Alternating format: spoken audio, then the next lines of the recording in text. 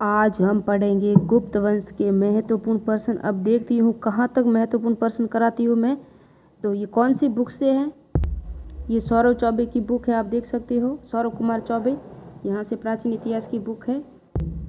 ये पहला प्रश्न है, निम्नलिखित में से किसने गुप्त राजवंश के महाराजा धीराज की सर्वप्रथम उपाधि धारण की थी? तो ये किसने की थी? चंद्रगुप्त प्रथम ने की थी। बी राइट है इसका। गुप्त अभिलेखों में किसे लिस्वी दोहित्री कहा गया है? तो लिस्वी दोहित्री किसको कहा गया है? ये हमने कई बार पूछा है और कई बार पढ़ा है, एग्जाम में आ भी चुका है, समुद्रगुप्त को। तो समुद्रगुप्त को कहा गया, इसका भी बी राइट आंसर है। फिर निम्न में से किस गुप्त राजा का नाम देवगुप्त था? तो मेरी गुप्त काल की पूरी प्ले लिस्ट बनी हुई है, वहाँ जाके आप देख सकते हो। तो देवगुप्त है ना, ये चंद्रगुप्त सेकंड जिसे विक्रमादित्य भी कहते हैं, उसका नाम था देवगुप्त। गुप्त शासकों में सर्वप्रथम चांदी का सिक्का किसने चलाया था? जो चांदी का सिक्का है ना, ये सर्वप्रथम चंद्रगुप्त सेकंड ने चलाया था, चांदी का सिक्का।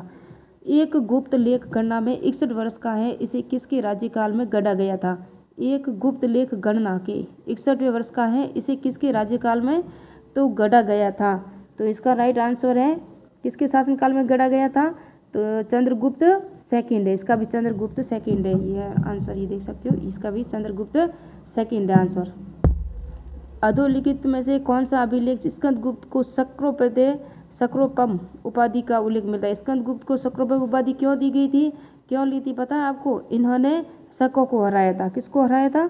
शकों को हराने के लिए इनको ये उपाधि दी गई थी। और कहोम अभिलेख है ना, कहोम अभिलेख, मंदसौर अभिलेख, इन सब का वर्णन भी मिलता है। हूण मीर कुल को पराजित करने वाला गुप्त नरेश था। हूण मीर कुल था ना, इसने किस गुप्त शासक को हराया था? तो ये नरसिंह गुप्त, जिसे बालादित्य भी कहते हैं। ये मैंने आपको पूरी गुप्त काल की जो प्ले लिस्ट बनी हुई है वहाँ देख लेना, पूरा डिटेल से बताया हुआ है। हूणों का आक्रमण कब हुआ था, हूणों के कितने शासकों ने आक्रमण किया था, और कब कब किया था, और कहाँ कहाँ इसका वर्णन मिलता है, और किस जगह पे इनका जो शासनकाल था, कौन सी स्थान पे था, पश्चिमी भारत में था, उत्तरी भारत में था, कहाँ था, पूरी की पूरी प्ले लिस्ट वहाँ बनी हुई है। तो निम्नलिखित में से कौन प्रभावती गुप्ता की माता थी? प्रभावती गुप्ता है ना, वो किसकी पुत्री थी? चंद्रगुप्त द्वितीय की पुत्री थी। और ये कुबेर नागा इसकी माता का नाम था, जो नागवंशीय थी। तो चंद्रगुप्त द्वितीय की पहली पत्नी कौन थी? कुमार देवी थी। और कुमार देवी से उत्पन्न पुत्र कौन था? कुमार गुप्त था। वो प्रथम संतान यानी कि उसका बेटा था। उसके बाद इसको प्रभावती गुप्ता है ना, सॉरी, कुबेर नागा, इसकी एक पुत्री ही थी प्रभावी गुप्ता। इसका जो विवाह किया था रुद्रसेन, वाकाटक शासक कौन था? रुद्रसेन से किया था। ये मैंने आपको जब चंद्रगुप्त का जो गुप्त वंश पढ़ाया ना, वहाँ पूरा डिटेल से वहाँ पढ़ाया हुआ है। निम्नलिखित में से मयूर प्रकार की मुद्रा किसने चलाई थी? एक ही शासक था जिसने मयूर प्रकार की मुद्रा चलाई थी, और ये कुमार गुप्त था ना, वो सर्वाधिक शासन करने वाला शासक था। गुप्त वंश में सर्वाधिक समय तक शासन किसने किया था? कुमार गुप्त ने किया था। तो मयूर प्रकार की जो मुद्रा चलाई थी वो कुमार गुप्त प्रथम ने चलाई थी, जो किसका पुत्र था? कुमार देवी का पुत्र था, चंद्रगुप्त द्वितीय, और उसकी माता का नाम था कुमार देवी। और सर्वाधिक शासन करने वाला भी यही था, कुमार गुप्त प्रथम था। इसी ने मयूर प्रकार की मुद्राएं भी चलाई थी। चांदी की मुद्रा किसने चलाई थी? चंद्रगुप्त सेकंड ने चलाई थी। अजंता की किस गुफा में अवलोकितेश्वर बोधिसत्व का चित्रांकन हुआ है?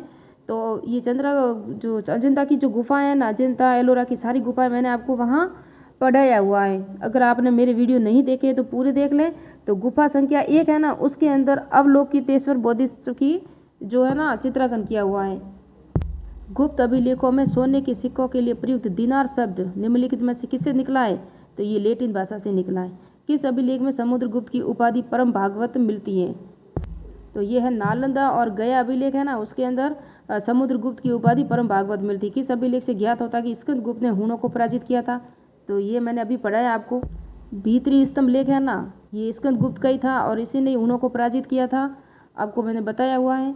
और गुप्त काल में उत्तर भारतीय व्यापार और निम्नलिखित में से किस बंदरगाह से संचालित होता था? तो गुप्त काल की जितनी बंदरगाहें थी ना, वो मैंने मैप से बताया हुआ आपको। गुप्त काल में उत्तर भारतीय व्यापार में किस प्रकार की जो बंदरगाहों से व्यापार जो संचालित होता था, वो किससे होता था?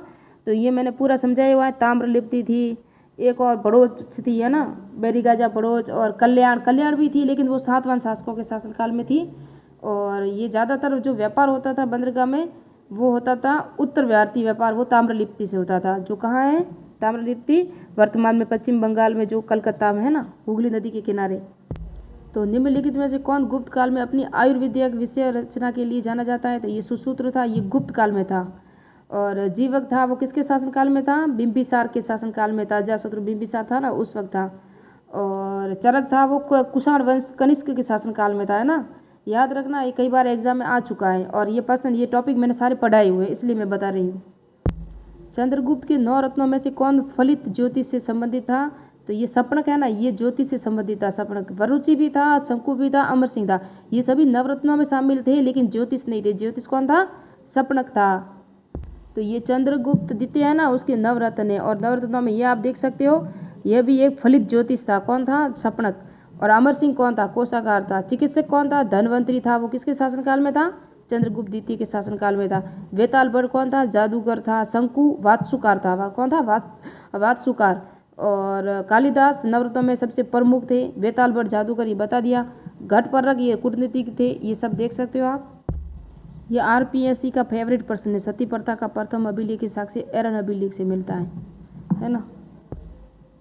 तो इन सब का मिलान करना है। अशोक, प्रियदर्शनी, समुद्रगुप्त, प्रक्रमांक, और चंद्रगुप्त द्वितीय को मैंने कहा विक्रमादित्य भी कहा जाता है। और स्कंदगुप्त को कर्मादित्य कहा जाता है ना, कर्मादित्य।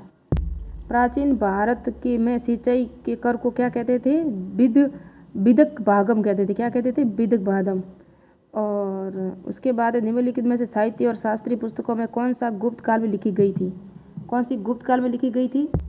देखो, अमरकोश अमर सिंह ने लिखी थी। कामसूत्र, मेघदूत कालिदास, मुद्रा राक्षस वो थे। मुद्रा राक्षस किसने लिखी थी? क्षुद्रक ने लिखी थी। मरचकटिकम और मुद्रा राक्षस 2 लिखी थी क्षुद्रक ने, है ना, याद रखना। तो ये सभी उसी समय की, किसके समय? गुप्त काल की है। इसके अंदर 1 2 3 4 सभी राइट होगा। तो दशमलव के स्थानिक नाम का उल्लेख मिलता है तो यवन जातक है ना, वहाँ मिलता है। ये जो प्रश्न है देख सकते हो आप, 437 से 38 में मदसूर अभिलेख में निम्नलिखित में से किस श्रेणी द्वारा एक भव्य सूर्य मंदिर के निर्माण किया गया था? तो ये किया था रेशम बुनकरों द्वारा किया गया था। किसके द्वारा? मैंने आपको पूरा का पूरा ये जो अभिलेख पढ़ाया हुआ, कौन सा? मदसूर अभिलेख, जिसके अंदर सूर्य मंदिर है और इसका निर्माण करता है और किसके शासनकाल का है, पूरा पढ़ाया हुआ है।